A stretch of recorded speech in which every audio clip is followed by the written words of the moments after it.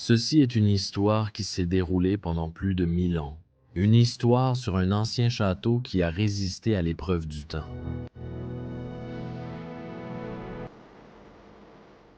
Une famille italienne noble et très influente a construit le glorieux château au Xe siècle. Il a joué un rôle déterminant dans le développement historique de cette région à travers les siècles. Divers personnages s'en sont emparés au moins 20 fois et l'ont utilisé comme base pour gouverner le royaume sous-jacent.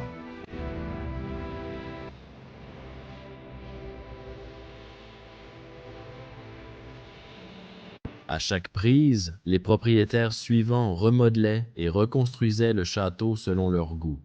Ils ajoutaient de nouvelles sections et le transformaient pour l'adapter à une ère de règne plus moderne. En le parcourant, on peut voir les différentes époques sur les murs.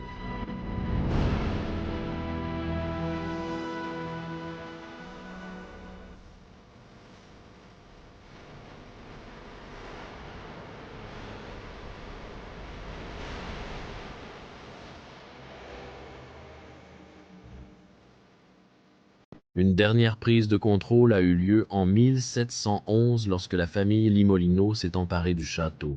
Puisqu'ils avaient déjà régné sur cette région pendant si longtemps, il était naturel qu'ils prennent aussi cet endroit par la force. Leur dernière reconstruction l'a transformé pour lui donner la structure que nous voyons aujourd'hui.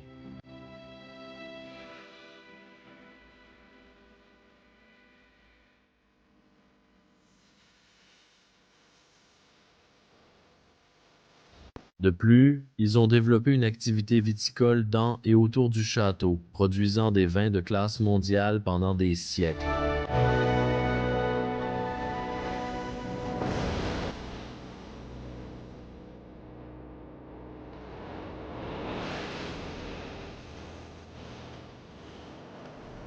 Ce château en particulier possède l'histoire la plus longue de tout ce que nous avons documenté auparavant sur la chaîne.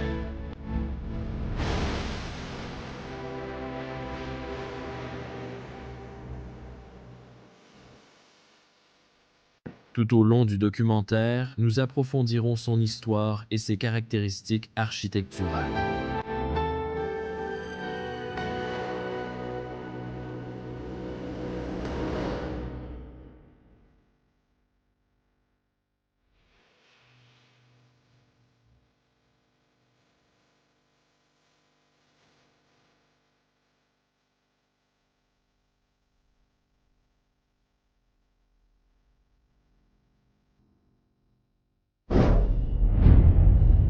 Bonjour à tous, bienvenue dans un nouvel épisode de Bros of Decay.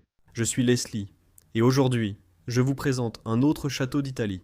Et aujourd'hui, j'explore avec mon bon ami, Salut les gars, Marino d'Explomo. avec Leslie, ensemble. Oui, cela fait très longtemps que nous n'avons pas fait un autre documentaire ensemble, et je suis très heureux de l'avoir à nouveau ici avec moi. Et Hiron explore aussi avec nous, comme toujours. Donc aujourd'hui, nous sommes ici en Italie avec le van. Nous avons dormi ici. Il fait encore nuit dehors, et nous allons nous diriger vers un château abandonné maintenant. D'accord, tu es prêt Marino. Tu as toutes tes affaires. Oui, enfin. Enfin, après une demi-heure. Très bien, fermons ma portière. Oui. Et ensuite nous pourrons y aller. Boum. Voilà. Découvrons cette beauté. Et poursuivons l'exploration. Comme vous pouvez le voir, je porte déjà ma tenue traditionnelle en ce moment. Je porte mon manteau, mais ma tenue complète est dans mon sac à dos. Et ça, c'est pour quand nous entrerons dans le château. Oh, j'ai tellement hâte de découvrir cet endroit. Je suis allé spécialement en Italie juste pour filmer ce château abandonné. Donc ça doit se passer maintenant.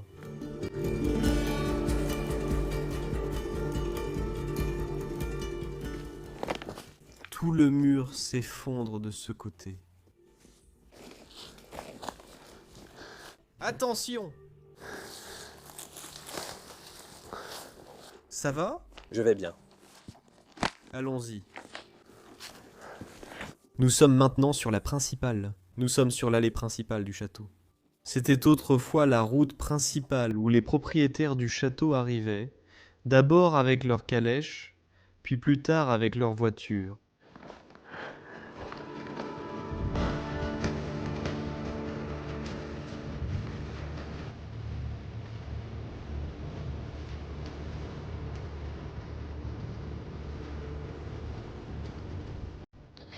Je crois que je viens de trouver une entrée dans le château. Cela mène directement au sous-sol. Allons voir ça. Passe par là en rampant. Laisse-moi vérifier.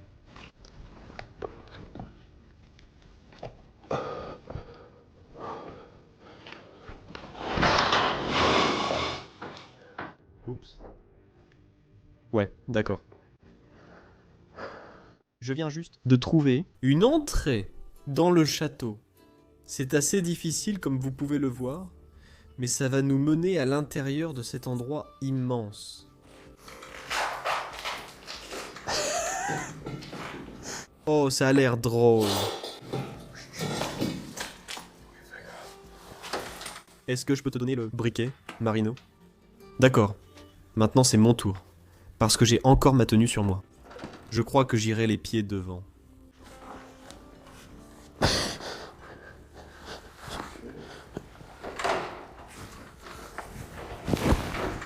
Voilà. Je suis un serpent. Nous sommes à l'intérieur, tout le monde. Alors commençons cette exploration.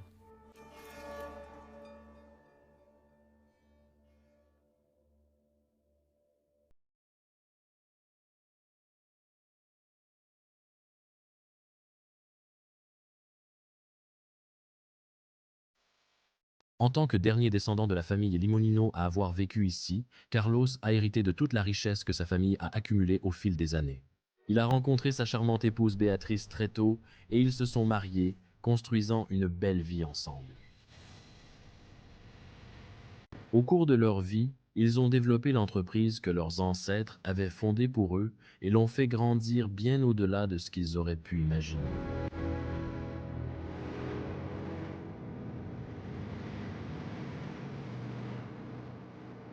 Contrairement aux générations précédentes, Carlos et Béatrice avaient une famille relativement petite, n'occupaient qu'une partie du château et avaient peu de domestiques. Après le départ de leurs enfants vers des zones urbaines, Carlos et sa femme ont pris leur retraite et fermé leur entreprise. Ils ont également quitté le château après quelques années parce qu'il était devenu trop grand pour eux.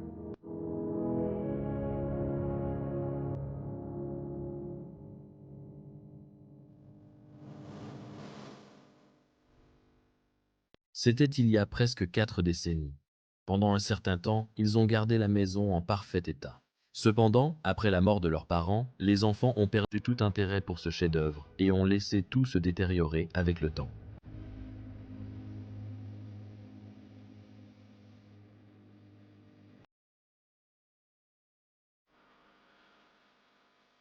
Ce chef-d'œuvre est le fruit de 1000 ans d'histoire et nous allons vous en faire la visite aujourd'hui.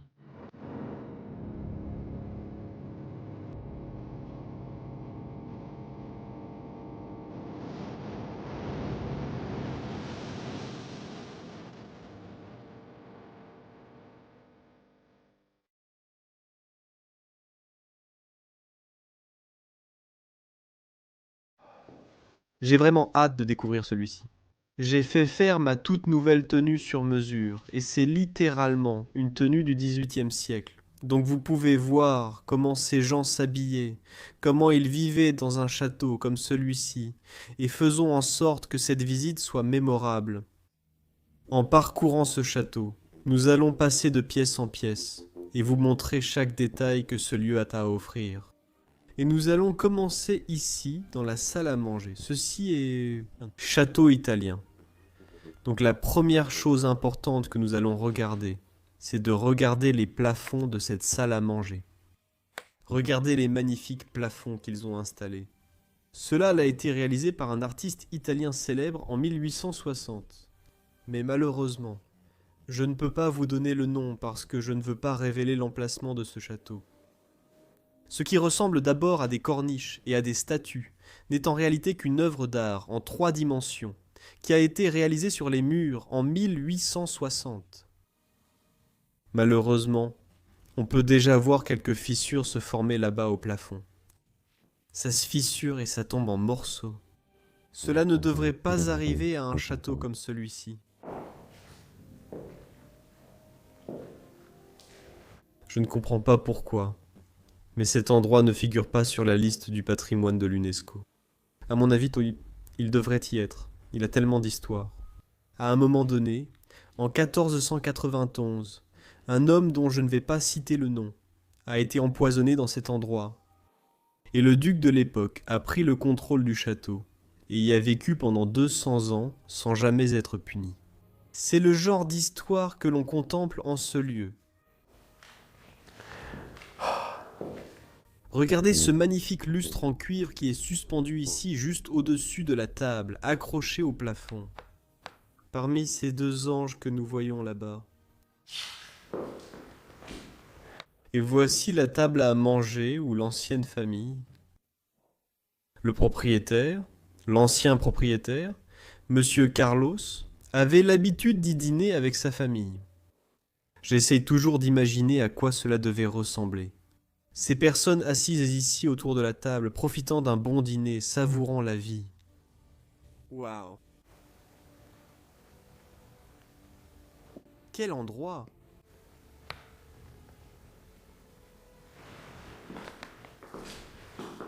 Juste derrière moi, ici, nous avons quelques artefacts laissés derrière ce magnifique meuble entièrement conçu. Nous allons voir de nombreuses peintures et œuvres d'art dans tout cet endroit. J'aime déjà beaucoup celle-ci. Deux pêcheurs, probablement sur le lac de Garde, ici en Italie. En train de travailler. Oh, je vois autre chose par ici. C'est en quelque sorte un coffre-fort, en fait un endroit de stockage pour toutes les clés du château. Vous voyez, toutes les clés seraient accrochées ici, et elles seraient mises sous clé et cachées à la vue. J'aime aussi beaucoup le papier peint qui a été posé ici, et c'est un fait intéressant à propos d'un château, mais aussi des grands manoirs et autres lieux riches. Les anciens propriétaires changeaient presque chaque année le papier peint pour donner une impression de richesse et de luxe, et simplement pour donner une nouvelle apparence à la pièce, quelque chose que les paysans de l'époque ne pouvaient pas se permettre. On peut aussi voir que le lierre pousse à l'intérieur, il traverse littéralement le mur pour entrer dans cet endroit. C'est à la fois fascinant et triste en même temps. Il pousse simplement à travers les murs, et cela devait probablement être Monsieur Carlos. Vous pouvez voir ici la date à laquelle cela a été fait, en 1909. Donc ce dessin a environ 111 ans. Un dessus en marbre, très certainement du marbre italien. Et puis ici, on peut voir encore plus la nature s'infiltrer dans ce bâtiment et en prendre possession. Ah oui, dehors il y a beaucoup de paons, que vous allez sûrement entendre tout au long de la vidéo. Les paons sont simplement quelque chose avec lequel nous allons devoir composer tout au long de cette vidéo. Mais ne nous laissons pas décourager, et continuons simplement avec cette vidéo. Sur cette armoire, ici, on peut voir des sculptures, et elles représentent l'histoire de ce château. Parce qu'ici, vous pouvez voir des grappes de raisins. Et en 1771, lorsque la dernière famille a repris cet endroit, ils l'ont transformé en un domaine viticole. En fait, un château viticole. Et cela a constitué les 200 dernières années d'histoire de ce lieu. Vous pouvez aussi voir des instruments de musique, je crois, de ce côté. Ah non, ce sont des grains provenant des champs. Waouh, j'adore la façon dont ils ont conçu ces armoires de manière aussi méticuleuse. Malheureusement, il n'y a plus rien à l'intérieur. Ici, nous voyons un pulvérisateur de poison. Je pense que c'est pour endormir les abeilles, mais je n'en suis pas totalement sûr. Ici, dans le coin de la pièce, nous avons une magnifique chaise longue. Une pièce merveilleuse. Recouverte de ce tissu d'ameublement beige. Et une paysanne, je crois, sur le mur en train de prier. Et puis ici, dans le coin de la pièce, nous avons cette magnifique, vraiment magnifique cheminée. Un poêle de confort. C'est écrit ici sur le devant. Il n'a pas été utilisé depuis longtemps. Oh, nous avons déjà quelques photos ici aussi des anciens propriétaires. J'ai vu sa photo ailleurs dans le château également. Je vais essayer de la retrouver quelque part dans cette vidéo. Et nous avons une autre photo d'une dame ici. Voyons si je peux faire la mise au point dessus. Vous pouvez voir comme elle est belle. Waouh! Et une sculpture de cerf également ici sur le mur. Avec une représentation du château juste ici.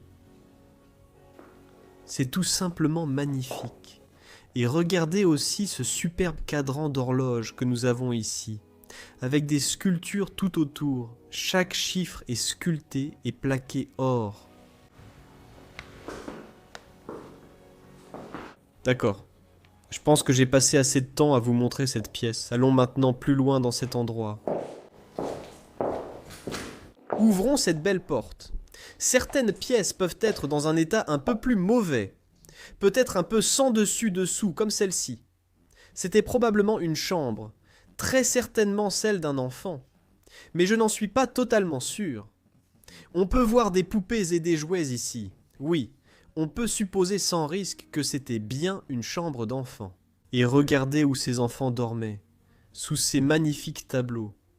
Je vois des vêtements là-bas, au fond, dans l'armoire. Et ce sont des vêtements de femmes, comme vous pouvez le voir. C'est tout simplement merveilleux. Cela montre bien qu'il s'agissait d'un jeune enfant. Et très probablement, les parents ont accroché toutes ces œuvres d'art dans sa chambre.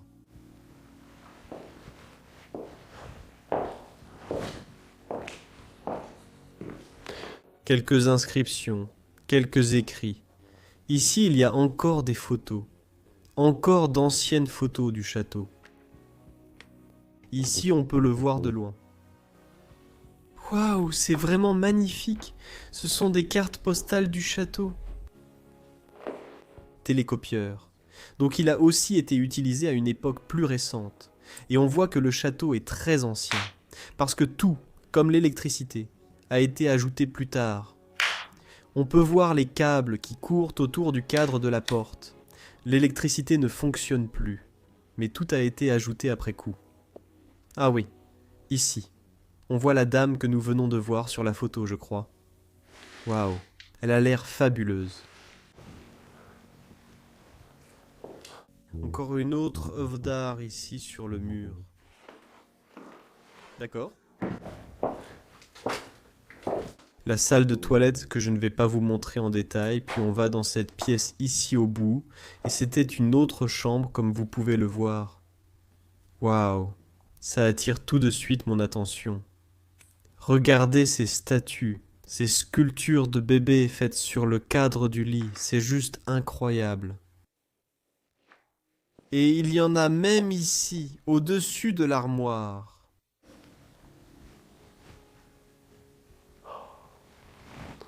Je vais littéralement explorer cet endroit pendant très longtemps, probablement 1 heure ou plus. Alors préparez-vous, on va partir à l'aventure. Voici la cheminée de cette pièce, et cette pièce était polyvalente, elle servait aussi de bureau. Donc peut-être qu'une des personnes âgées qui vivaient ici utilisait cette pièce pour travailler. Beaucoup de photos ont aussi été laissées ici, ainsi que les lunettes de l'ancien occupant. Il y a même une photo d'une dame. Un autre jeune homme. Eux sans vacances à la plage. Il y a une photo en couleur. Ici, ils sont assis dehors sur un banc. Et ça, c'est un album photo, les amis. Oh, waouh! N'est-ce pas merveilleux? Voici la porte du château, la porte d'entrée par laquelle nous sommes passés ce matin. Photo de famille, photo de vacances. Voici la même dame que nous venons de voir sur la photo dans la chambre. Oh, et voici la cour du château que je vais vous montrer plus tard.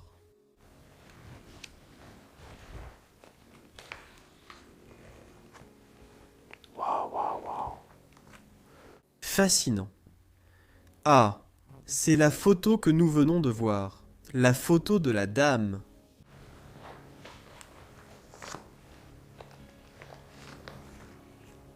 Waouh. Un bureau où l'ancien propriétaire pouvait travailler. Et puis, nous avons ces magnifiques chaises rembourrées, ici, dans le coin de la pièce. Maintenant, nous pouvons traverser la salle à manger directement par cette porte, car cela va nous mener dans la cour. La cour a été construite dans les années 1600, lorsqu'elle a été reprise par le 19e propriétaire de cet endroit. Ensuite, ils ont décidé de reconstruire le château, de créer une cour. Et vous pouvez aussi voir là-haut que nous avons des espaces de stockage pour la production de vin qui a eu lieu plus tard dans cet endroit. Laissez-moi vous montrer la cour avec un peu plus de détails. Regardez comme cet endroit est immense. C'est vraiment fou. On pourrait simplement s'asseoir dehors et profiter de la belle brise ici en Italie. Ils avaient même un puits au milieu de la cour ici. Malheureusement, je ne peux pas regarder à l'intérieur, il est scellé par ce pneu. Et comme vous pouvez le voir, ils essaient de rénover cet endroit. Ils ont placé des échafaudages tout autour dans une tentative d'inverser ce qui s'est déjà produit. La nature qui reprend ses droits. Malheureusement, je pense que cet endroit, dans son état actuel, est presque irrécupérable. Je pense qu'au XVIe et XVIIe siècle, quand la main-d'œuvre était bon marché, cet endroit aurait pu être facilement restauré. Mais aujourd'hui, avec le coût du travail si élevé, c'est presque impossible. Il n'y a même plus de fenêtres là-haut. C'est tellement triste de penser que cet endroit va lentement s'effondrer et se transformer en un grand tas de gravats au cours des prochaines centaines d'années. Ici se trouvait la porte d'entrée de l'endroit, la grande entrée par laquelle les gens entraient dans le château. Mais maintenant, il est temps d'aller d'abord au sous-sol, car c'est là que se trouvait l'entreprise. C'est là que la production de vin avait lieu. Et il y a aussi d'autres parties intéressantes que je dois vous montrer dans ce sous-sol. Eh bien, l'escalier est très difficile à emprunter, je dois dire.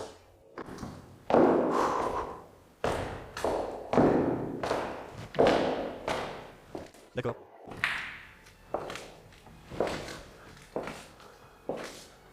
On se retrouve dans une sorte de pièce de stockage. Ah oui, ce sont les cuves de stockage du vin. Elles sont numérotées 39, 38, 37. Oh waouh, nous avons ici un calendrier de l'année 2006. Je ne savais pas encore quand cet endroit avait été abandonné. Mais maintenant j'ai une sorte d'indice, une référence. Ce sont en fait des cuves très modernes. Donc ils ont produit du vin ici pendant très longtemps.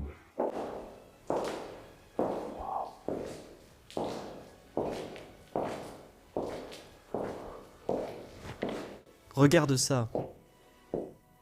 C'est tout simplement fascinant. Des rangées et des rangées de cuves à vin partout dans ce sous-sol. Elles sont très probablement toutes vides. Ouvrons-en une. Jetons un coup d'œil à l'intérieur.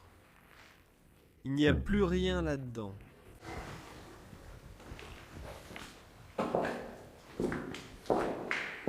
C'est magnifique à voir.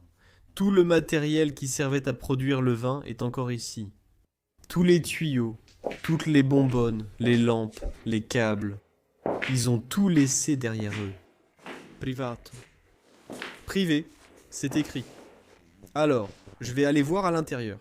Et c'est juste une zone de stockage générale. Waouh.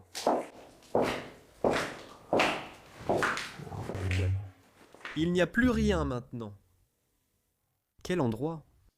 Mais on peut encore descendre plus bas dans la cave par l'escalier. Oh, ici sur les murs. On peut voir des photos de ce à quoi cet endroit ressemblait lorsqu'il était en activité. Fascinant. Et voici les vignobles qui entourent le château. Là-haut, on peut même voir le château au sommet de la montagne. Donc tous les raisins seront récoltés et amenés au château. D'accord. Nous allons maintenant nous retrouver à l'étage le plus bas de cet endroit. D'abord, il faut aller vers la gauche, ici. Ce sont des parties un peu plus anciennes du château. J'ai même lu en ligne qu'il y avait autrefois une sorte de prison dans ce sous-sol. Alors, on va essayer de la trouver. Regardez les milliers de bouteilles de champagne et de vin. Ils produisaient une variété de différents types de vins. Donc ils ont beaucoup de marques différentes qu'ils produisaient. Peut-être que la prison est par ici. Cela ressemble à une sorte de prison. Je pense que ce que nous voyons, c'est la cellule de prison. D'accord. Je n'ai jamais vu de prison à l'intérieur d'un château abandonné. Il y a tellement d'artefacts laissés sur place.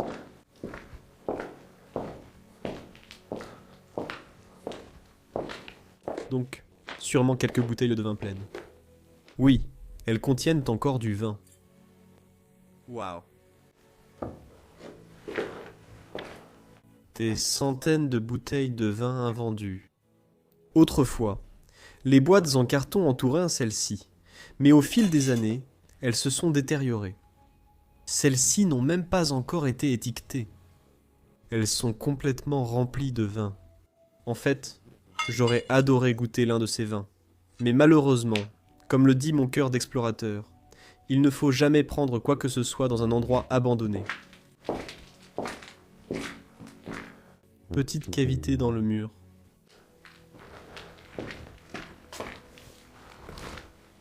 D'accord, allons à droite. Voyons ce qu'il y a de ce côté.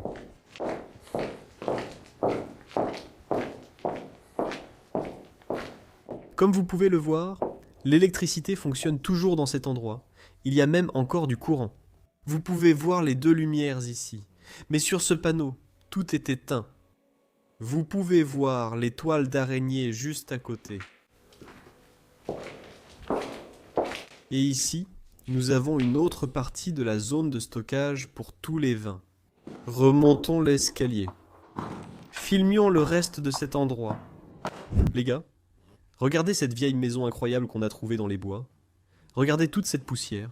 Soyons prudents. Ici, on a trouvé cette maison abandonnée au milieu de nulle part.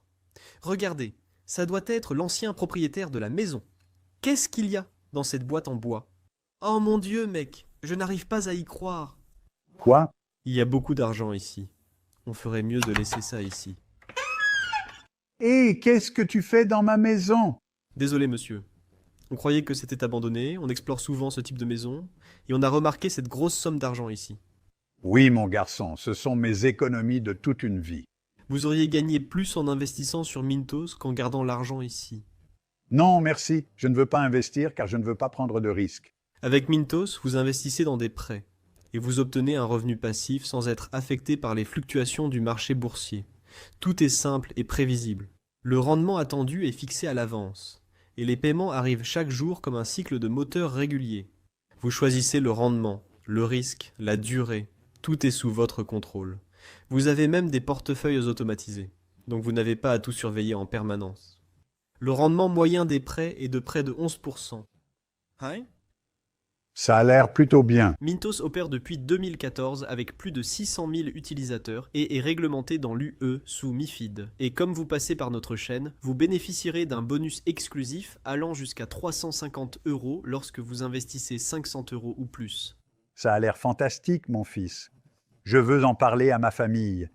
Comment peuvent-ils obtenir ce bonus et commencer à investir?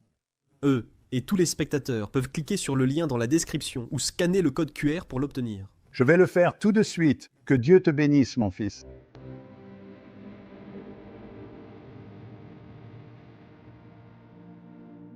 Lorsque ce château a été construit au début du Xe siècle, il n'était qu'une fraction de la taille qu'il a aujourd'hui. Au cours de ces 1000 ans d'histoire, le château a été remodelé et des parties ont été ajoutées de tous côtés.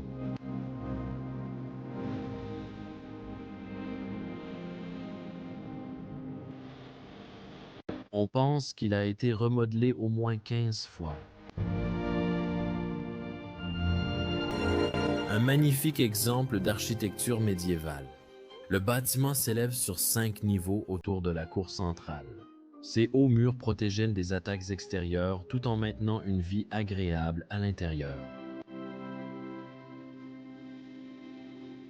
Chaque pièce est décorée de façon unique et au total, l'ensemble du lieu compte plus de 40 pièces.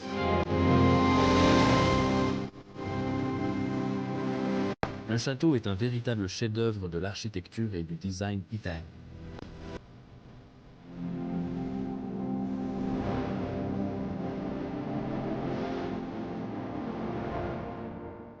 Dans ce documentaire, nous découvrirons également qu'il existe plusieurs tunnels cachés sous le château. Au cours des premières années, plus violentes, de son existence, les tunnels servaient probablement de voie d'évasion.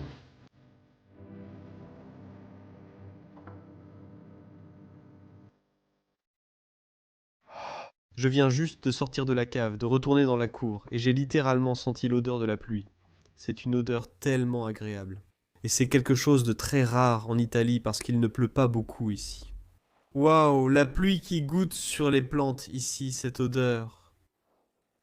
Je sens déjà que la prochaine partie de cette vidéo va être incroyable, alors ne perdons plus de temps. Juste devant moi ici se trouve, à mon avis, la plus belle partie et la plus belle pièce de tout ce château. C'est la partie principale, la partie habitée de cet endroit. Allons-y. Cette pièce a été construite en même temps que la cour au XVIIe siècle. Une pièce médiévale avec des arches, des piliers, et tout ce à quoi on peut s'attendre dans une pièce comme celle-ci. Magnifique. J'adore le fait qu'il n'y ait littéralement aucune électricité dans cet endroit. La seule chose que vous avez, ce sont ces lustres. Je pense qu'il y a environ 30 bougeoirs dessus. Et nous avons 4 de ces lustres dans toute la pièce. Et sur ces lustres, il y aurait 30 bougies, soit 120 au total. Imaginez ce que cela devait être. À cette époque-là, assis dans une pièce comme celle-ci le soir, à savourer une tasse de café. J'aime toujours faire ça en explorant ces endroits. Je me replonge simplement dans les souvenirs de quelqu'un assis là en train de boire un café devant la cheminée. C'est un très bel agencement ici. Nous avons quelques fauteuils rembourrés autour de la table basse. Ce joli petit tapis là-dessus, de belles couleurs. Et puis nous avons un chariot de service sur le côté. Waouh! Cette cheminée est littéralement énorme. Elle a 400 ans, comme je te l'ai déjà dit. Et tu peux voir à quel point elle est énorme grâce aux blocs de bois qui ont dû être placés à l'intérieur. Ils sont toujours là-dedans. Certains blocs de bois n'ont jamais été retirés. Des plumes de paon au-dessus. C'est une très belle touche, car ce château est totalement entouré de pans partout. C'est un peu l'icône de ce château. Oh, c'est très triste à voir. Tu as ce magnifique jeu ici par terre, brisé en morceaux. Et juste à côté, une armure de chevalier. La première armure de chevalier que j'ai jamais vue sur cette chaîne. J'ai vu des gants. J'ai vu d'autres éléments d'une armure de chevalier comme un casque, mais ici je vois une armure de chevalier complète, malheureusement sans le casque. Mais ça reste une très belle pièce à trouver. Regardez le travail minutieux qu'il y a dessus. On voit un chevalier chevauchant un cheval sur un champ de bataille. Terrassant un dragon juste en bas là. Ça devait être très difficile de se battre avec une armure aussi lourde. Ça met beaucoup de pression sur le corps. Je ne voudrais pas le faire, certainement pas. Et de ce côté de la pièce, nous avons les lances du champ de bataille. On peut supposer qu'avant les années 1600, celles-ci étaient utilisées pour conquérir des terres et des châteaux. Il se pourrait qu'elles aient eu du sang dessus, qui a été lavé avant d'être exposées ici. C'est une pensée vraiment effrayante en fait.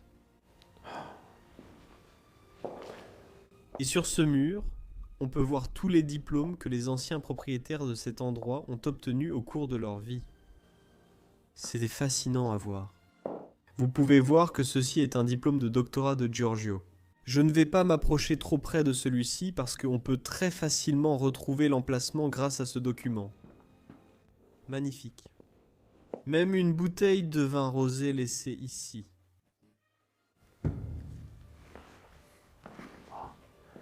Et juste devant moi, on a l'échiquier installé.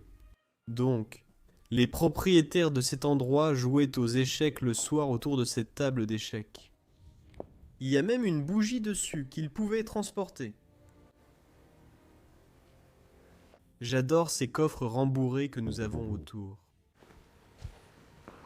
Et puis, il y a encore plus de lances accrochées au mur, provenant des batailles remportées au fil des années.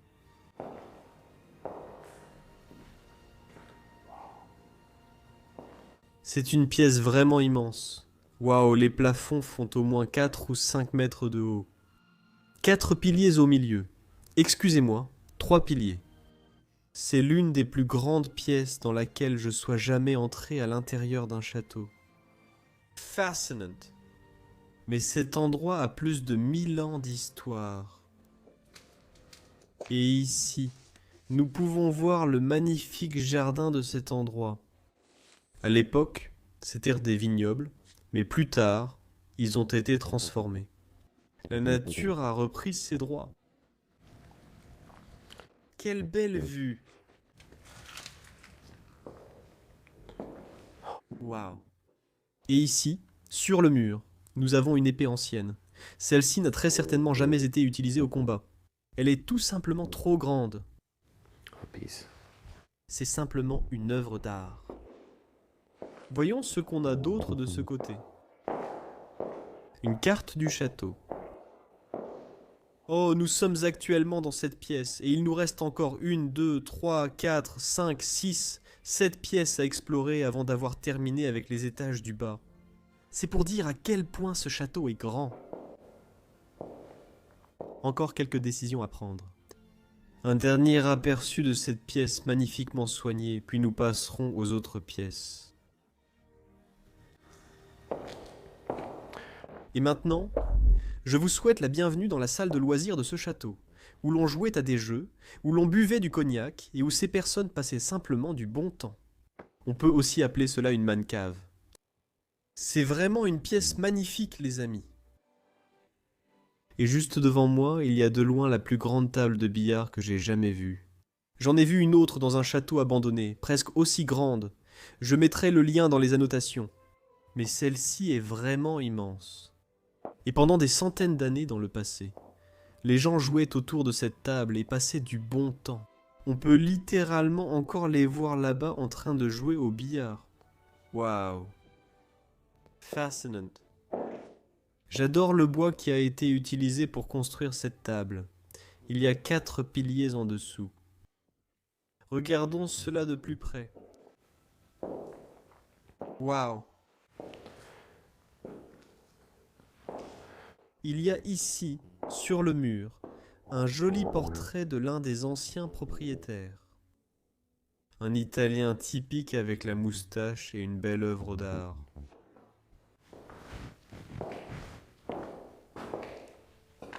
Des représentations de paysans, des paysans italiens d'autrefois, en train de dîner devant la cheminée. Ville italienne typique. L'Italie est un pays tellement merveilleux avec une histoire riche, et je suis tout simplement tombé amoureux de ce pays la première fois que je suis venu ici pour explorer ces endroits. Derrière ce canapé, nous avons le compteur des scores que les gens ont obtenus avec leur jeu. D'accord, ça se détache du mur, donc je ne vais plus le toucher. Toutes les queues sont rangées ici. Ce petit écran affiche quelque chose ici en haut. Maintenant, nous avons ces jolies chaises rembourrées en dessous. Et bien sûr, il ne faut pas oublier qu'il y avait aussi une cheminée dans cette pièce pour lui donner du caractère, de la lumière et illuminer la pièce. Est-ce que ce sont des bougeoirs ici devant ? Non, ce ne sont pas des bougeoirs, excusez-moi. Et puis, nous avons autre chose ici sur le mur. Cela ressemble à des inscriptions. Celle-ci indique 1338. C'est clairement juste une image, mais elles ressemblent à des inscriptions de cette époque-là. Elles étaient toutes exposées ici sur les murs. Ah, c'est un livret rempli de noms de vins. Il Cardo del Coglio, Pinot Blanc. D'accord, et ici ce sont les prix des vins. C'est tellement intéressant. Et même un gribouillage de quelqu'un en train de boire une bouteille de vin. Charmante. Et encore quelques inscriptions. Et puis quand tu avais fini de jouer au billard, tu pouvais regarder par la fenêtre.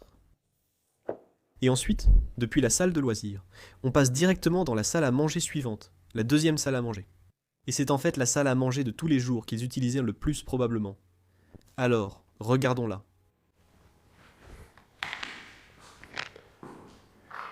La façon dont je peux dire que c'est la salle à manger de tous les jours, c'est qu'il n'y a pas de décoration au plafond. Et les propriétaires d'un château mettaient toujours leurs invités dans les pièces les plus élégantes qu'ils possédaient. Une magnifique table toujours là après toutes ces années. Les assiettes sont toujours là. On peut voir qu'elles ont accumulé de la poussière au fil des années. Waouh! Quelques chaises rembourrées ici dans le coin. Yoli yaone. Et puis, nous avons le Colisée accroché ici au mur, le bien le plus précieux de Rome. Et cette belle armoire juste à côté. Je vois qu'il y a des coquillages sculptés sur celui-ci. Il y a en fait une très belle touche qu'ils ont ajoutée à celui-ci. Vous pouvez également voir le bois apparent et la symétrie du bois sur cette pièce. C'est tout simplement fascinant. Voyons s'il reste encore quelque chose. Il n'y a que quelques objets dans le placard. Oh, il y a aussi un sapin de Noël dans cette pièce. Qu'est-ce qu'il fait là? Peut-être que cet endroit a été abandonné vers Noël. Et c'est un de ces sapins où il y a comme une poudre de neige dessus. Une photo d'un autre château. Oh, j'adore ce meuble d'angle. Cette table d'exposition d'angle. De nombreuses heures de travail ont aussi été dédiées à sa fabrication. Magnifique, magnifique, tout le monde. Et bien sûr, chaque pièce donne sur la cour. Ce serait vraiment une belle pièce. Assise ici à regarder dehors. Oh, il y a d'autres pièces d'échecs provenant de l'échiquier que nous avons vu là-bas.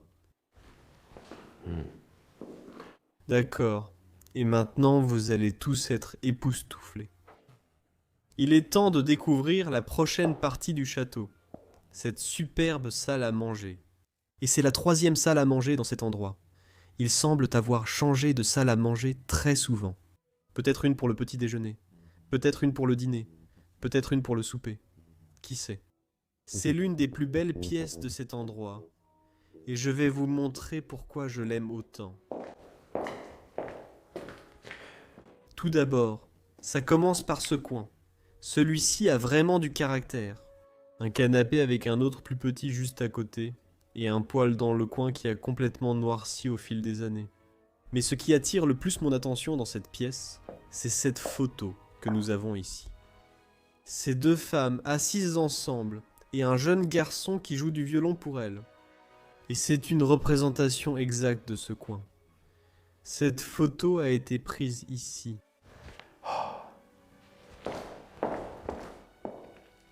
C'est merveilleux à voir. Les anciens habitants de cet endroit. Je regardais aussi le poêle, et je me demandais pourquoi il était brûlé comme ça. Regarde, il y a des cendres ici en bas. Quelqu'un a allumé un feu ici, et il s'est propagé là-bas. Un conduit de cheminée qui mène à l'extérieur du château.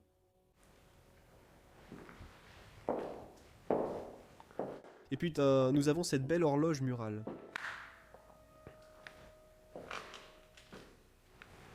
Avec le cadran de l'horloge toujours présent à l'intérieur. Je dois toujours regarder dans chaque placard pour voir si on peut trouver des indices sur les anciens habitants.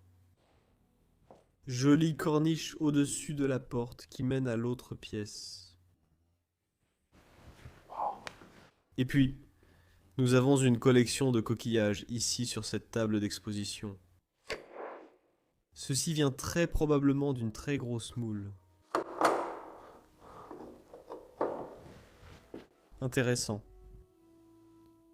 Regarde cette plaque de cuivre. Waouh.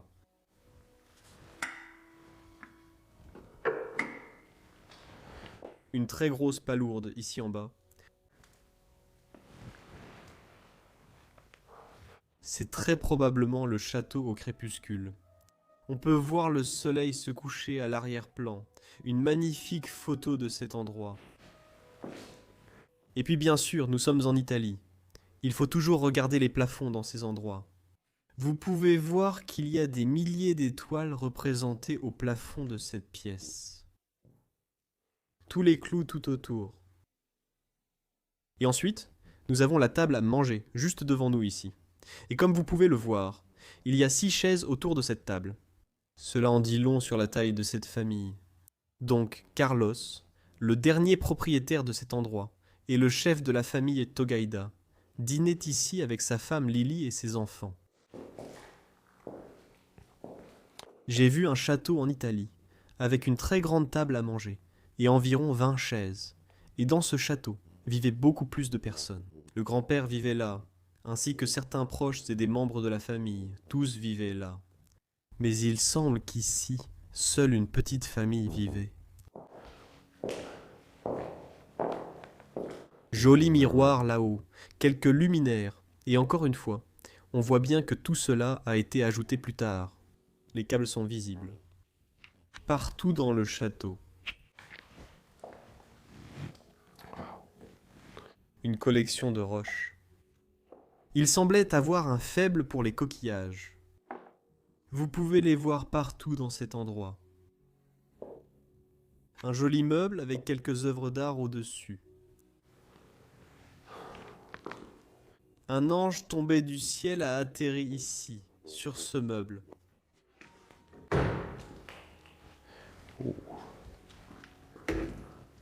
Il y a encore quelques artefacts ici. Un petit pointeur laser.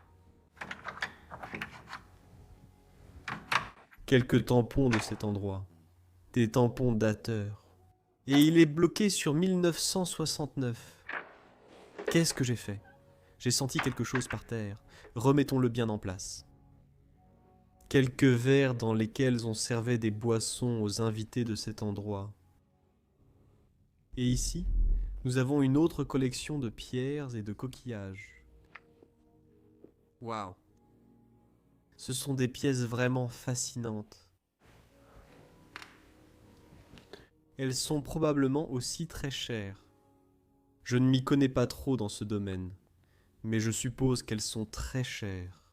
Ceci est une porte qui mène à la cour, donc elle aurait pu être ouverte et on aurait pu entrer directement dans la cour. Voyons si c'est encore possible de nos jours.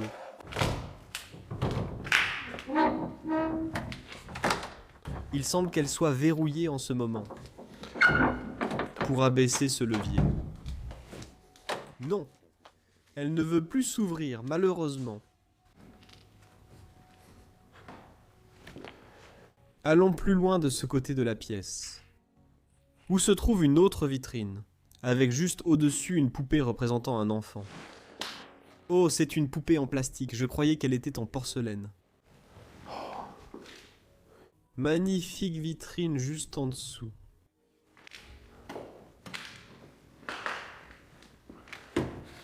Il y a aussi une photo d'un homme ici. Et une description en italien dessus, datant de 1965. Quelques autres artefacts aussi. Cette vitrine, des objets bizarres et d'autres trucs.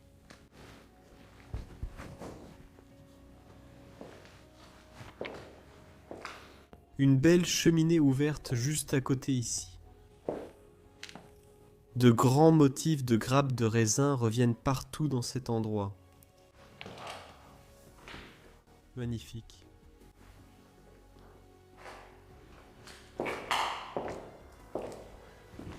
Eau bénite de Dourdi.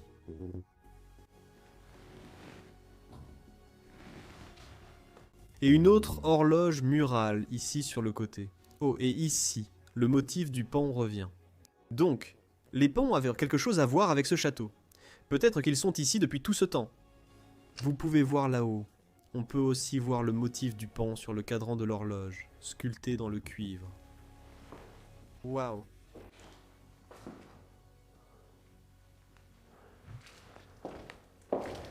Qu'est-ce que cet homme tient? Oh, cette statue est cassée. C'est dommage, mais il semble être une sorte d'ouvrier. Il y a des pelles là-bas. Ici, nous voyons ces dames en armure. Combattantes. Soldats. Elles ont l'air plutôt sexy, je dois dire.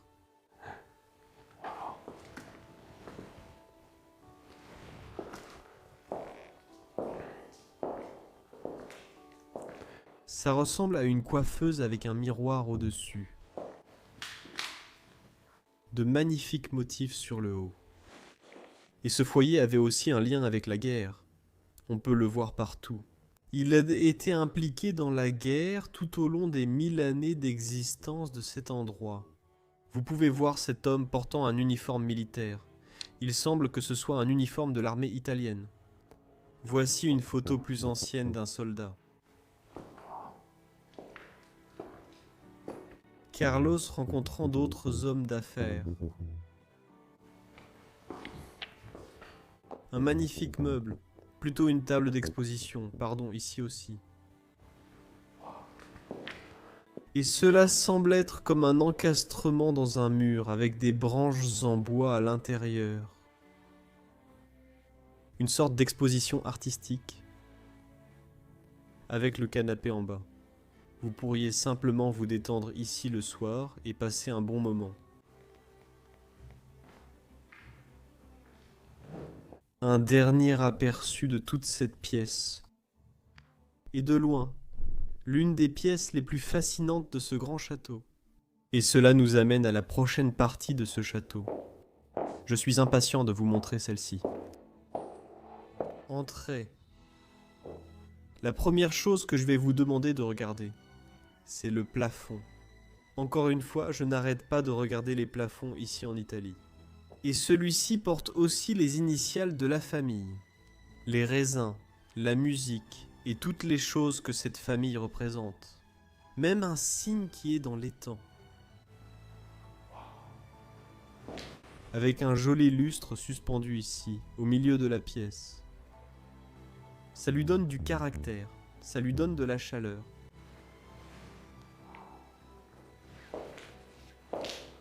Une photo d'un ancien habitant a aussi été laissée ici. Et un miroir juste au-dessus là. Waouh.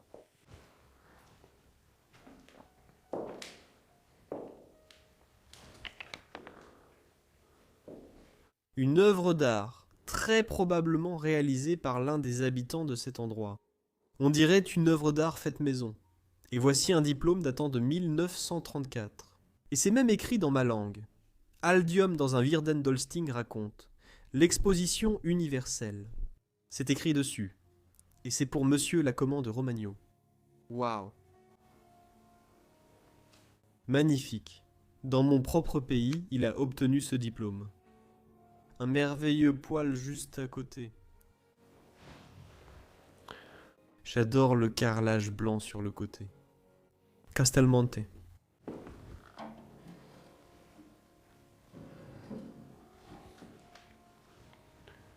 La cheminée sort du château. Si je pouvais explorer un château de cette taille, oui, alors je devrais faire toute une série sur cet endroit. Juste devant nous ici, il y a un autre grand miroir. Magnifique présentation. Magnifique plaquage doré sur les côtés. Eh bien, voici les pipes à fumer de Monsieur Carlos. Waouh. Vous pourriez avoir plusieurs pipes à fumer debout ici comme ça. Les gens fumaient beaucoup plus à cette époque-là. Je pense que ce sont des tiges d'allumage pour les pipes à fumer. Un meuble spécial uniquement pour fumer. Le flanc de la montagne est représenté ici. Et un fauteuil à bascule juste devant. J'adore cette chaise longue que nous avons ici. Waouh. C'est une si belle pièce. Je dois m'y allonger et la tester pour vous tous. Donc c'était juste un endroit pour se reposer. Un canapé de repos. Une chaise longue en fait. Où les gens pouvaient faire une sieste, lire un livre et ils pouvaient simplement. C'est en fait une chaise très confortable. Et oui, je peux me voir me détendre dans celle-ci. Juste me détendre après la journée, avec un bon verre à côté de moi, en sirotant tranquillement et en rêvant de grandes choses. Je ne vous ai pas montré ces photos au-dessus de la chaise longue. Cette charmante fille. Et ce dessin de ce côté. Il est aussi très joli. Et nous en avons un autre de cette femme. Et ce joli lampadaire en cuivre juste à côté. Tout dans un château comme celui-ci a été pensé. Les rideaux, le plafond, le papier peint, chaque détail compte. Et cela nous emmène dans une autre pièce. Et celle-ci est une chambre céleste, comme j'aime l'appeler. C'est une chambre simple, probablement encore celle d'un enfant qui dormait ici. Et il y avait autrefois un rideau qui tombait sur le lit, donnant l'impression d'un lit à ciel. J'adore le style de cette chambre. Encore une fois, un plafond magnifique. Il y a des fleurs, des oiseaux et tout le reste dessus. C'est sûrement une chambre de fille. Nous avons une coiffeuse extrêmement belle de ce côté où elle pouvait se préparer le matin. Partout dans cet endroit, il y a ces fruits en plastique laissés sur place. Je ne sais pas pourquoi ils sont tous ici, mais il y a des fruits en plastique partout. Est-ce encore une autre coiffeuse? Oui, c'en est une. Waouh. C'est dans le même style que le meuble que nous avons de l'autre côté de la pièce. Un dessus en marbre. Quelques pierres ici. Vous avez vu des pierres partout dans cet endroit. Et bien sûr, l'Italie était et reste très religieuse. Nous voyons des symboles religieux comme l'eau bénite et ces représentations de Jésus-Christ et de Marie partout dans le château. Même au-dessus du lit.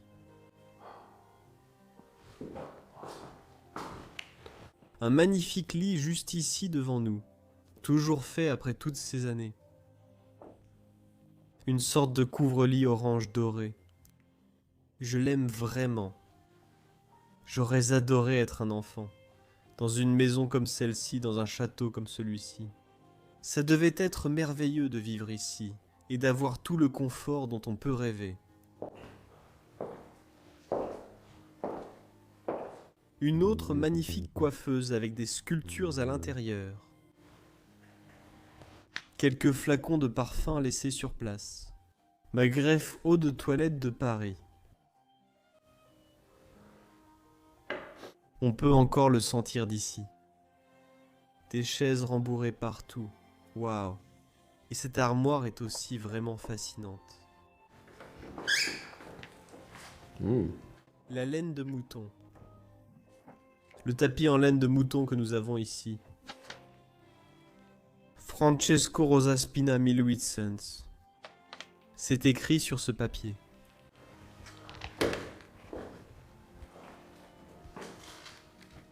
D'accord. Et je vois qu'il y a une autre porte juste là derrière. Ce papier peint passe simplement au-dessus de cette porte. On peut l'ouvrir, j'espère qu'elle s'ouvre vers l'intérieur. Et cela révèle la salle de bain de cet endroit. Et aussi quelques objets décoratifs. Clairement de la période de Noël. On a déjà vu un sapin de Noël. C'est cette photo juste là derrière. Un arbre très coloré quelque part. D'accord. Encore une plume de paon par terre. Et maintenant, on se retrouve dans la salle de bain. Voici la cabine de douche où l'ancien propriétaire qui vivait ici pouvait prendre sa douche directement depuis sa chambre. Et puis nous avons l'agencement des toilettes avec un WC, un bidet. Et encore, un autre lavabo. Combien de coiffeuses peut-on avoir dans une seule pièce? Puis bien sûr, là où elle pouvait se brosser les dents, se maquiller. Ça devait être merveilleux. Et ici on a vu sur les jardins de ce château. Il pleut toujours dehors. Je pourrais littéralement continuer à filmer cet endroit. Je pourrais littéralement continuer à filmer cet endroit pour toujours. Il y a tellement de choses à regarder. Et je n'ai pas envie d'arrêter de filmer. J'ai envie de continuer à regarder toutes ces choses et de tout explorer. Je vais dormir ici ce soir et filmer de nouveau demain matin.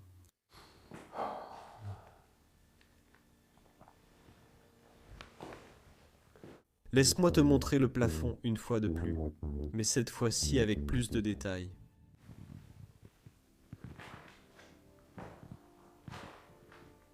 Mais heureusement, nous n'avons pas encore terminé. Il nous reste encore quelques pièces à explorer, alors ne perdons plus de temps, et allons-y. J'ai tellement hâte de te montrer le reste de cet endroit. Et ici, on se retrouve dans une autre sorte de salle à manger. Une magnifique table à manger ici au centre. Mais ce qui attire ton attention en entrant dans cette pièce, c'est le plafond. Regarde simplement les œuvres d'art qui ont été réalisées ici par l'artiste en 1860. Il lui a probablement fallu des années pour terminer cela. Et regarde ça, c'est une sorte de motif. L'hiver est ici devant nous. L'automne. Oui, ce sont les saisons affichées au plafond. De ce côté, c'est l'été. Et puis pour finir, bien sûr, nous avons aussi le printemps de ce côté. Waouh, c'est vraiment magnifique. Et je peux aussi voir d'autres choses au plafond. Par exemple, le château représenté ici. Le coin de la pièce. Ces anges dessinent un château ou un palais. Et nous avons une autre représentation du château. Oh, ils tournent aussi avec les saisons. C'est le château à chaque saison. Waouh! Des anges jouent de la musique. Et voici le château et une autre saison. C'est tout simplement incroyable. La personne qui a créé cela était vraiment un maître dans son art. Parcourons cette pièce et voyons ce que nous pouvons encore y découvrir. Et nous avons aussi ces éventails ici. Peut-être pour que les domestiques rafraîchissent les occupants de ce château. Carlos et sa famille. Le bonheur de ce monde. Oh, c'est un poète français. D'accord. Un énorme vase Ming chinois là-bas. Et une bûche en bois.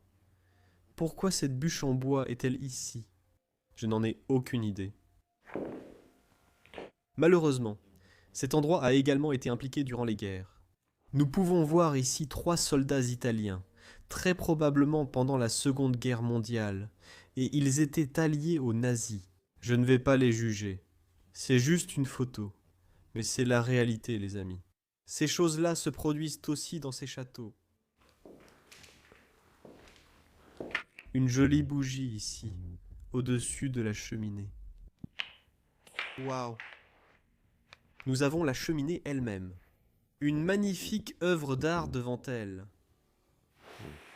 Un joli manoir sur celle-ci aussi. Et la cheminée ici, dans le coin de la pièce. C'est seulement une cheminée triple superposée.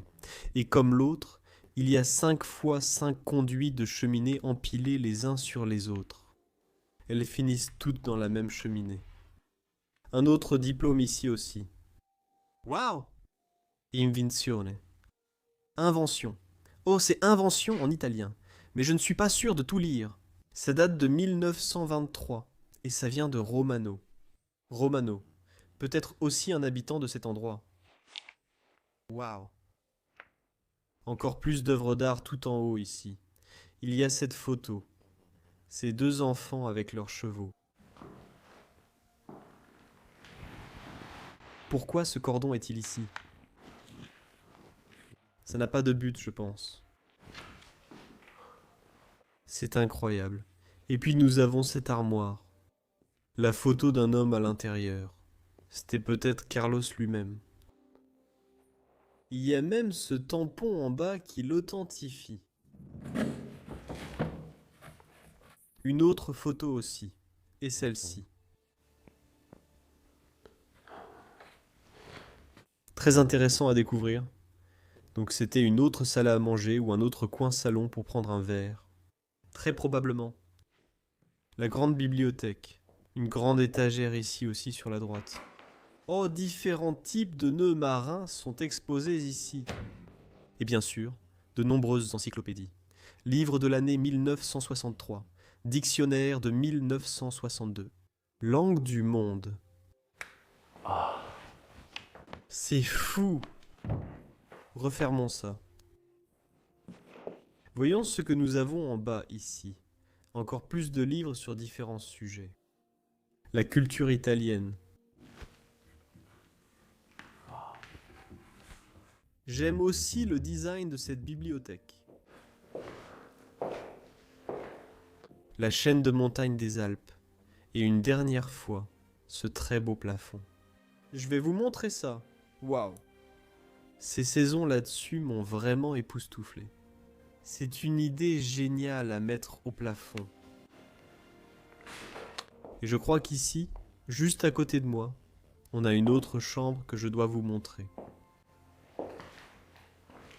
Oh, un ours en peluche d'un des enfants. Waouh. Quelques brochures. Oh, et voici une photo de l'extérieur du château.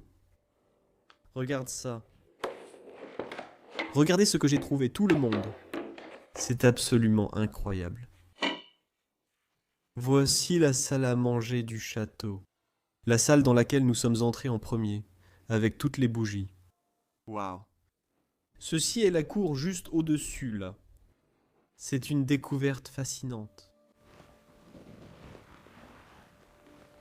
Et ici, nous avons une chambre double avec de nombreux documents exposés sur le lit. Regarde ça. Il y a un casque de guerre et quelques plans du château tirés des archives. Et la construction de cet endroit. Une boîte à chocolat. Regarde ça, c'est vraiment méticuleux. Nous avons cette boîte tapissée et elle est uniquement pour des chocolats fins. Et c'est pour Maria et pour le 25 décembre 1914. Donc c'était très probablement un cadeau de Noël pour quelqu'un à cette époque-là. Waouh! Peux-tu imaginer combien de travail il a dû falloir pour fabriquer cette boîte, puis la remplir de chocolat? D'autres plans du château. Si tu veux, tu peux reconstruire cet endroit à partir des plans qui sont ici. Et les scripts et tout le reste sont au-dessus de cette chambre. Oh, Je ne sais pas comment tu appelles ça. C'est aussi une pièce de Noël. Nous appelons ça le kestal en néerlandais, mais je ne suis pas sûr du nom en anglais, ni de la prononciation anglaise. Donc cet endroit a clairement été abandonné autour de la période de Noël. Et c'est une réalité très triste. Un poêle triple, voire quadruple, empilé juste devant moi ici. Et ça conclut la visite de cette chambre. Waouh. Peut-être que je vais trouver d'autres choses par ici. Laisse-moi juste regarder un peu plus loin. Encore quelques dessins des moulures qui ont été installés dans ce château. Des statues et tout le reste. D'accord. Tu vois qu'il y a encore une pièce ici en bas. Où est-ce que ça mène? Quelques pièces de stockage au bout du château. Encore des décorations de Noël. Encore du papier d'emballage et toutes sortes de choses sont ici. Une étoile de Noël juste là-bas.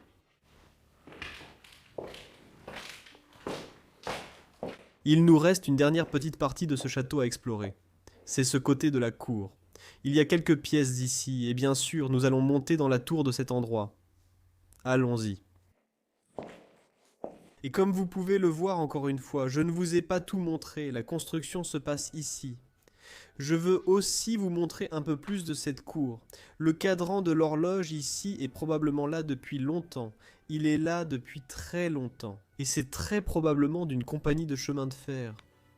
Il y a une lanterne ici au milieu de la cour. Et je vais vous montrer cette entrée un peu plus en détail.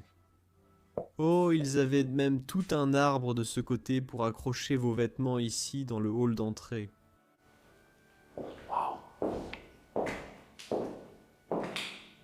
C'est agréable à voir. D'accord. Heureusement, il a arrêté de pleuvoir.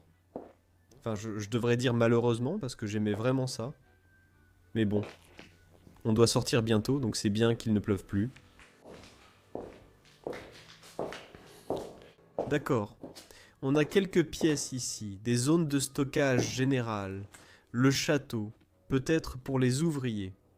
Il y a du vin ici, quelques autres outils, juste une sélection générale de stockage. Vous pouvez voir du sucre et d'autres choses là-bas. Oh, et un très grand tas de bois juste ici pour toutes les cheminées qu'il y avait dans ce château. Parce qu'évidemment, il n'y avait pas de chauffage central avant les années 1800, peut-être même avant les années 1900. Je ne suis pas totalement sûr. Mais ils avaient besoin de beaucoup de bois pour alimenter toutes les cheminées de ce château. Waouh! Regardez cette fontaine que nous avons de ce côté. Je pense qu'ils ont ajouté le robinet plus tard. Au début, puis c'était juste la tête qui crachait de l'eau, puis... Ce robinet a été ajouté plus tard, et il est entièrement fait de marbre. Waouh, c'est une belle pièce. Oh, et maintenant nous avons aussi des toilettes ici. D'accord. Il y a même encore des shampoings, et tout le reste ici. Et je pense que cette cour et ce château, à la fin du XVIIIe et du XIXe siècle, étaient utilisés comme lieu de production de vin, et pour présenter leurs produits aux acheteurs intéressés, très certainement. D'accord. Et puis nous avons cet escalier qui va nous emmener aux autres étages. Nous avons une autre partie ici, c'est celle-ci. Ah oui, nous n'avons pas encore vu de cuisine dans cet endroit, et très probablement la cuisine va se trouver ici. C'est là que les domestiques travaillaient. Il y a beaucoup de bazar et de déchets comme vous pouvez le voir. Une radio, quelques autres objets. D'accord, qu'est-ce qu'on a par ici? Un bureau de comptabilité et aussi quelques rouleaux de films. C'est très intéressant. Il n'y a rien d'intéressant là-dessus. Quel genre de pièces avons-nous ici? Cela semble très intéressant. D'accord. Ça descend tout le long avec l'escalier. C'est vraiment pas rassurant. Vraiment pas rassurant. Oh, et on arrive sur un porche. Un porche d'où on pourrait sortir du château. Peut-être une sortie secrète pour quitter cet endroit. Oh, il y a même quelques tonneaux ici. Quelques tonneaux pour la production de vin. Et ça mène à un autre sous-sol. Waouh! Le système de tunnels sous ce château est incroyable. On a déjà vu le sous-sol lui-même et toute la production de vin.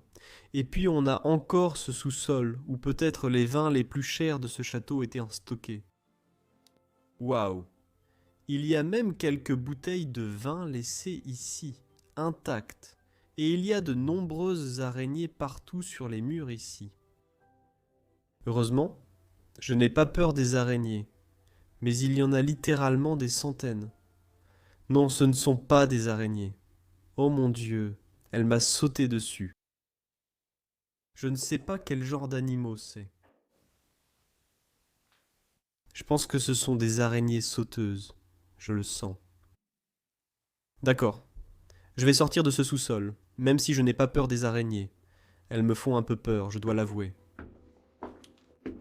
Nous sommes de retour dans la chambre des domestiques. Je pense que la cuisine est de ce côté, allons voir.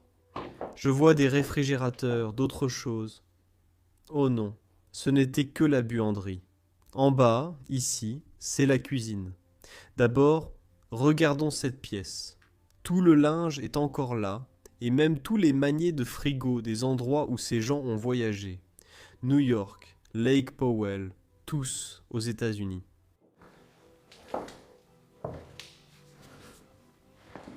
Ensuite, on se retrouve ici dans la cuisine de l'endroit, une cuisine très ordinaire comme vous pouvez le voir. Et très probablement les domestiques travaillaient ici et préparaient les repas pour les propriétaires du château. Waouh! Tout est encore ici, intact, comme le jour où ils ont quitté les lieux. Et bien sûr, parce que nous sommes en Italie, il y a un four à pizza dans cette cuisine. Je ne m'attendais à rien d'autre. Je viens juste d'ignorer cette porte à droite. Et c'était un mauvais choix parce que je m'en doutais déjà. Mais il y a aussi un sous-sol ici. Donc, on descend déjà dans le 3e sous-sol de cet endroit. Oh oui, je viens de voir cette petite fenêtre ici. Et elle mène encore à un autre sous-sol de ce château. Oh. Intéressant. Il y en a aussi une toute petite ici. Oh, encore des escaliers qui descendent. C'est comme un labyrinthe ici. On passe par-ci, par-là. Encore une fois, il y a des araignées partout sur les murs. C'est vraiment effrayant à voir. Oh, il y a un lit. Il y a un lit juste ici. Il faut faire un peu attention. Oh mon Dieu.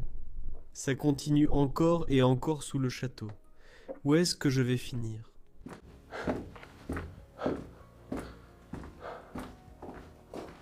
Encore une petite pièce de donjon remplie de ce genre d'araignées. Oh mon Dieu!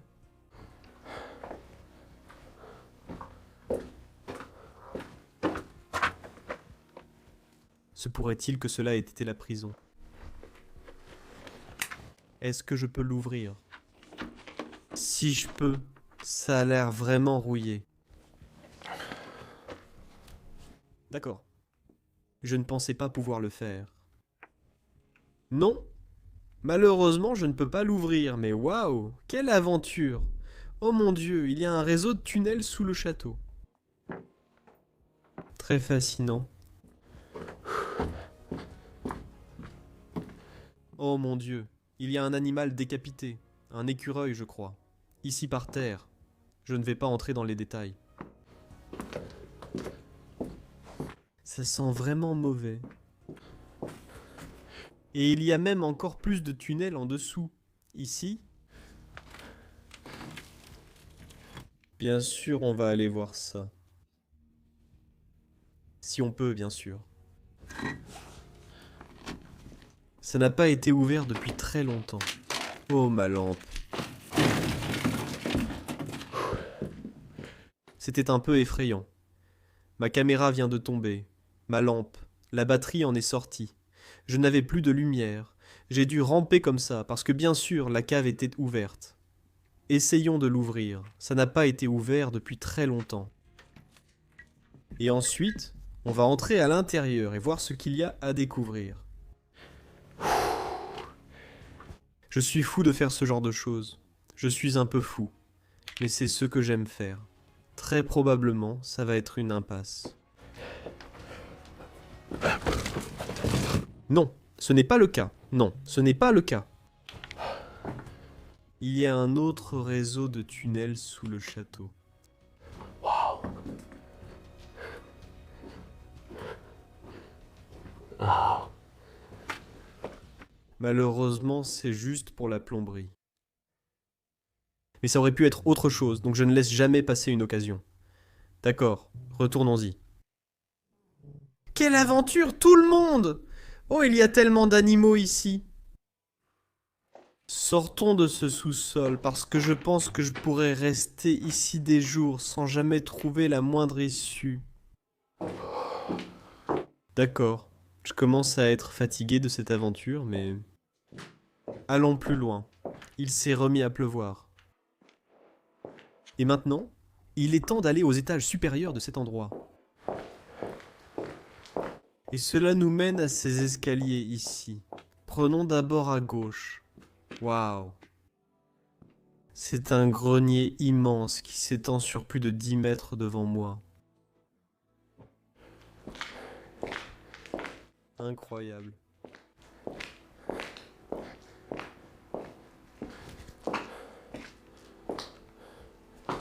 Une sorte d'espace de stockage pour la production de vin peut-être, et d'autres objets divers utilisés dans tout le château.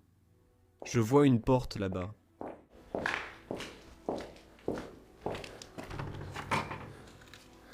Qui mène encore une fois à une sorte de réserve. Oh mon Dieu, regarde cette pièce, ce plafond. C'est juste incroyable. On dirait une chapelle. Waouh. Il y a même quelques livrets ici. Il est écrit 1940.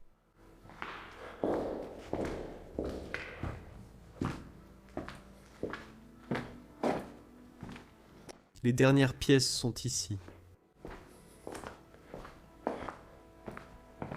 D'accord. Voyons ce qu'il y a au bout ici. Intéressant. Nous avons ici des machines à moudre le blé. D'accord. Oh, et quelques caisses. Des caisses pour le jus, pour le vin. Comme vous le voyez, il y a quelques bouteilles de vin ici. Toutes les bouteilles de vin sont ouvertes. Et puis la dernière pièce de ce grenier, c'est celle-ci. Il y a encore un escalier en colimaçon juste ici devant moi. Et ça va nous emmener jusqu'à la tour du château. Ça va être une longue marche parce que cette tour est très haute. D'accord. Montons, montons, montons jusqu'à ce qu'on ne puisse plus monter. Petite porte ici. Ouvrons ça. Allons plus loin. Oh mon Dieu! Je dois accélérer cette partie.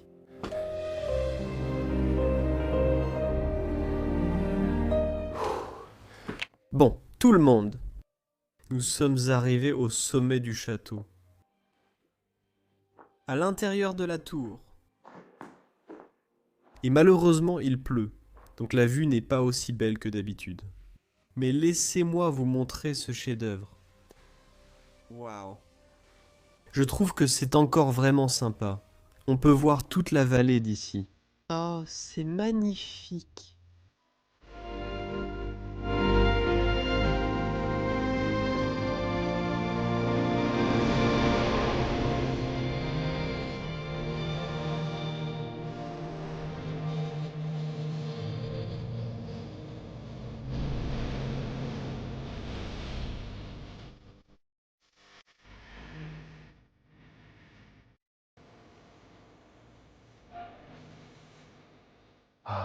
Laisse-moi m'asseoir et te dire que je suis vraiment très heureux, mais aussi un peu épuisé. C'était un château immense, et je sais que cette vidéo était très longue, mais ça en valait vraiment la peine. Chaque pièce avait des détails importants, et j'ai adoré l'expérience. Merci à tous d'avoir regardé la vidéo de cette semaine. Si vous avez aimé, merci d'aimer la vidéo, de laisser un commentaire et de vous abonner si vous êtes nouveau, car nous publions chaque semaine des vidéos sur des lieux comme celui-ci. Mais cela étant dit, oh, il y a encore une chose. Il y a un lien dans la description pour Patreon, où vous pouvez soutenir la chaîne et nous aider avec un petit don afin de rendre ces explorations possibles. Merci beaucoup, et je vous retrouve la semaine prochaine dans un autre épisode. Au revoir, je vous aime très très fort.